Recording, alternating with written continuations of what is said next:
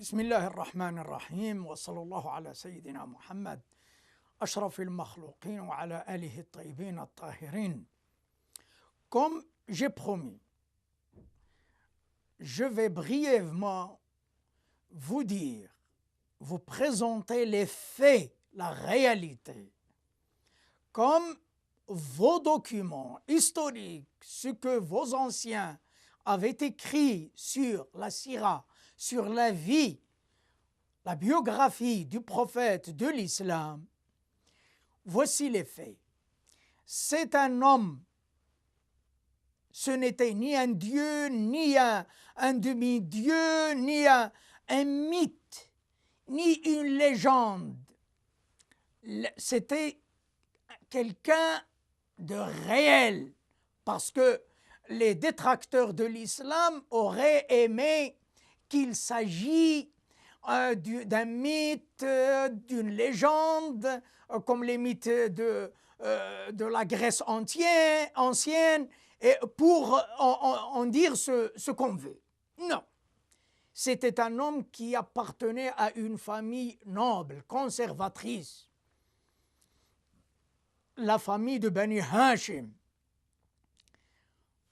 le clan de Quraysh, descendant d'Ismaël, fils aîné d'Abraham. Ça aussi, ça vous dérange, sionistes et faux chrétiens. Ça vous dérange aussi qu'une autre lignée d'Abraham, alayhi wa alayhi assalam, cherche à spiritualiser le monde, à dire la vérité abrahamique, à dire la vérité de l'écriture sainte, à ne pas dire du mensonge contre le ciel. Oui, c'était donc un homme d'une famille noble. Ce n'était ni un esclave, c'est lui qui a libéré les esclaves, le premier, mais pas par la force, par les idées. Tout doucement, progressivement, il y a eu des esclaves après à cause des faux musulmans, comme il y a de faux juifs, de faux chrétiens. Il y a eu des avatars, il y a eu des erreurs, mais Muhammad sallallahu alayhi wa alayhi était exempt de tout péché contre l'écriture sainte ou contre l'humanité. C'était un homme parfait, d'une perfection humaine. Et non, il ne s'agit pas de diviniser quelqu'un en islam. Bien. Néanmoins, c'était un homme irréprochable. Dès sa naissance, les non-musulmans de cette époque-là l'appelaient l'homme de confiance, le véridique, as-sadiq al-amin. Alors, c'est le premier point. Vous avez insinué dans le film et dans les dessins pas mal d'âneries qui ne coïncident pas, qui ne correspondent pas à la sira, à la biographie rapportée et racontée par vos propres historiens. Je dis bien les historiens, et non les écrivains tendancieux qui cherchent autre chose par leurs écrits. Deuxièmement, jusqu'à l'âge de 40 ans, le prophète de l'islam n'avait qu'une épouse, Khadija, la mère des croyants.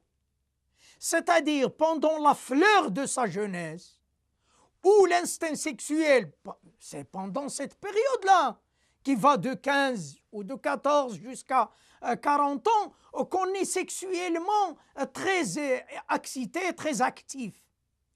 Eh bien, pendant la fleur de sa jeunesse, il n'avait qu'une épouse. Ce qui vous dérange, c'est que le prophète de l'islam a utilisé son mariage, le mariage, c'est-à-dire il a appelé les autres à faire de même, à le prendre comme modèle. Le mariage, pas seulement pour assouvir des instincts, pas seulement pour fonder un foyer, une famille, mais pour diffuser la spiritualité, diffuser les valeurs spirituelles, humaines. Et c'est pour cela qu'il s'est marié à plusieurs reprises. D'ailleurs, on venait le voir pour poser comme condition, pour embrasser sa religion, de prendre cette jeune fille comme épouse ou cette femme. Dans la plupart des cas, c'était une veuve avec des orphelins. Vous auriez consommé la femme et puis la jeter dans la rue. C'est-à-dire, pour vous, l'instinct sexuel est séparé de la responsabilité matrimoniale. Pour Mohammed, ce n'était pas comme ça. Qui dit sexualité dit responsabilité, prise en charge de la femme, des enfants, de toutes les retombées, de toutes les répercussions du mariage. Il ne s'agit pas de jouer avec la nature humaine. Une rencontre sexuelle de 5 minutes pourrait avoir des conséquences incalculables. Eh bien, l'islam donne de l'importance à ces conséquences. Au début, ça c'est clair, au début, avant d'avoir des enfants, il a adopté les enfants des autres, jusqu'à ce qu'Allah lui ait interdit l'adoption juridique, pas l'adoption sociale. On continue à adopter des orphelins, des enfants démunis et tout cela. Mais l'interdiction fut légale. L'adoption légale fut interdite. Mais la kafala, la solidarité entre les croyants était de mise. Et elle l'est toujours. Ensuite, vous avez parlé de pédophilie. Vous êtes à côté de l'action, vous ne comprenez rien en la nature humaine. La jeune fille arrive à la maturité sexuelle avant d'arriver à la maturité raisonnable, c'est-à-dire à la majorité. Entre 12, 13, 14 ans et 18 ans, c'est un temps, c'est une période cruciale de la vie d'une jeune fille. De deux choses l'une, ou bien, comme vous lui donnez la pilule ou elle l'achète en cachette pour s'adonner aux voisins, aux cousins, peut-être même à un proche parent, à un camarade d'école, jusqu'à l'âge de 18 ans, et elle serait passée dans une centaine de lits. Ou bien ce choix-là, ou bien le choix de l'islam. La volonté des parents se substitue provisoirement à la volonté de la jeune fille. Ils font toutes les démarches nécessaires pour qu'elle se marie, pour qu'elle connaisse l'instinct sexuel qui se développe très à l'âge, parfois avant la puberté. On le sait, vos jeunes filles achètent des pilules partout.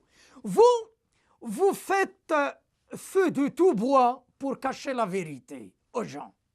Et au lieu d'aller dans les solutions apportées par l'islam, vous avez cherché la dénaturation de l'être humain.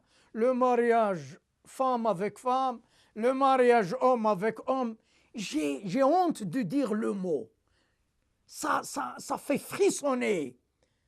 C'est tellement animal, même l'animal ne le fait pas. Donc, arrivons pour parler d'autre chose, à la guerre. Pendant plus de 20 ans, il n'y avait que moins de 1000 victimes de guerre chez les ennemis de l'islam et en communauté musulmane. Vos victimes de vos guerres se comptent par millions, par milliers et par millions. Muhammad sallallahu alayhi wa alayhi était forcé de se défendre, de repousser les agressions tous azimuts. ce que vous avez fait en Bosnie, au Kosovo,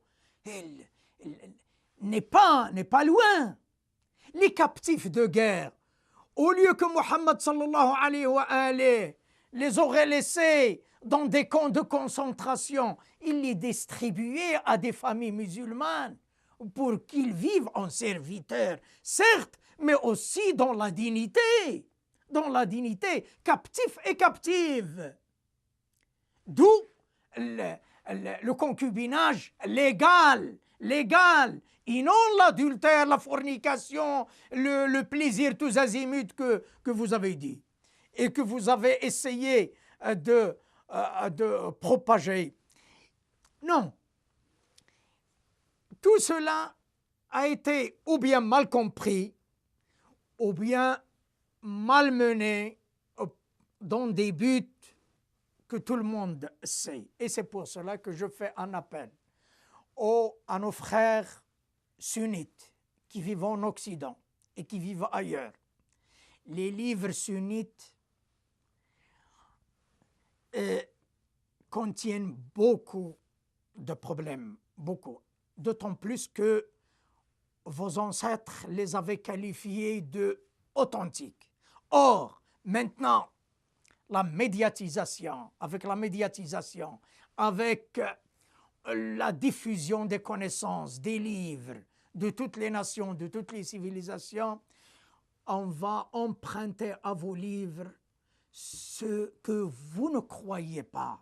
Vous-même, vous avez manifesté votre colère, votre désapprobation. Cela montre que vous n'êtes pas d'accord lorsqu'on dit dans les livres de vos anciens, as-salaf, et on a traduit cela, que le prophète a été victime de la sorcellerie et qu'il a pris une épouse à l'âge de 9 ans ou de 10 ans, qu'il faisait ceci, qu'on lui donnait des cadeaux lorsqu'il y avait ceci ou cela, qu'il a permis dans la mosquée, il a permis que les chrétiens de Najran discutent, présentent leur religion. Il n'a pas permis la danse dans la mosquée. Non, le prophète n'était pas comme ça, et ainsi de suite. C'est-à-dire que, aidez, allez voir les livres de vos frères chiites, pas les chiites d'aujourd'hui.